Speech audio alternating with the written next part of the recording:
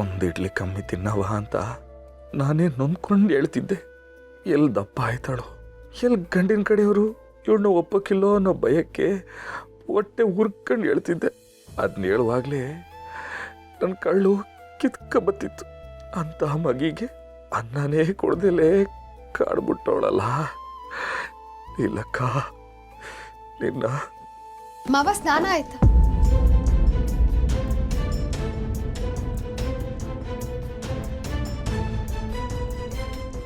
ಏನ್ ಮಾವ ನೀನು ಸ್ನಾನ ಆದ್ಮೇಲೆ ರೆಡಿ ಆಗ್ಬೇಕು ತಾನೆ?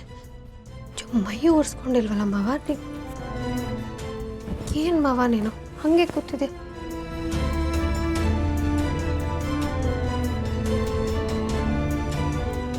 ಎಲ್ಲಿ ಕೈ ಕೊಡು ಮಾವ.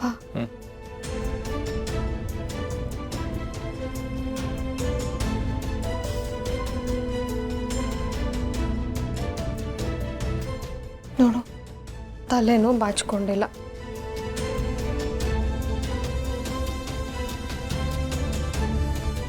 ಮಾವ,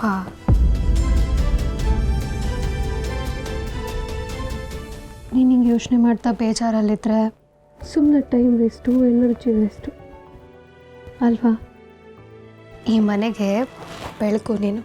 ಬೆಳಕು ನೀನು ಅಂದಮೇಲೆ ಆ ಬೆಳಕಿಗೆ ಶಕ್ತಿ ನೀನು. ನಗು, ನೀನು ಯಾವಾಗಲೂ ನಗ್ನಗ್ತಾ ಇರಬೇಕು.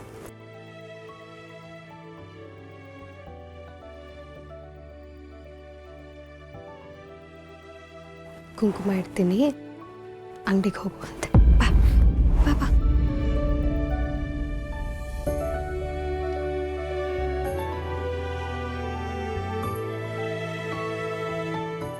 ಎಲ್ಲ ಸಣ್ಣ ಮಗು ಥರ ನಾನೇ ಮಾಡಬೇಕಾ?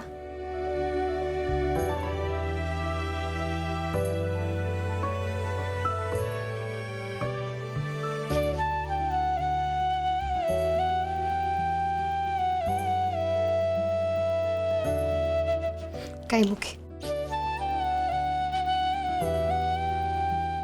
ತಗೋ ಕಿ. ಹುಷಾರಾಗಿ ಹೋಗಿ ಬರಬೇಕು. ಬಾರೋ, ನಂಗೆ ಅದೇಟೇ ನೋವಿದ್ರು ನೀನು ಬಂದೇಟ್ಗೆ ಆ ನೋವು ಕಮ್ಮಿ ಆಯ್ತದೆ, ಮನ್ಸು ಅಗ್ರ ಆಯ್ತದೆ, ಉಸಿ ತಂಪಾದಂಗೆ ಅನ್ಸುತ್ತೆ. ಯಜಮಾನ್ರೆ, ನಾನು ಬರೀ ರೋಗಿಗಳಿಗೆ ಮಾತ್ರ ಡಾಕ್ಟರ್ ಅಲ್ಲ, ಸಂಸಾರಕ್ಕೂ ನಾನೇ ಡಾಕ್ಟರ್. ಹೋಗ್ಪ, ಒಳ್ಳೇದಾಗಲಿ. ಇವತ್ತು ಅಂಗಡಿಗೆ ಹೋಗೋದು ಉಸಿ ಲೇಟಪ್ಪ. ಹೌದಾ? ಮತ್ತೆ ಅಲ್ಲಿಗೆ ಹೋಗಬೇಕು?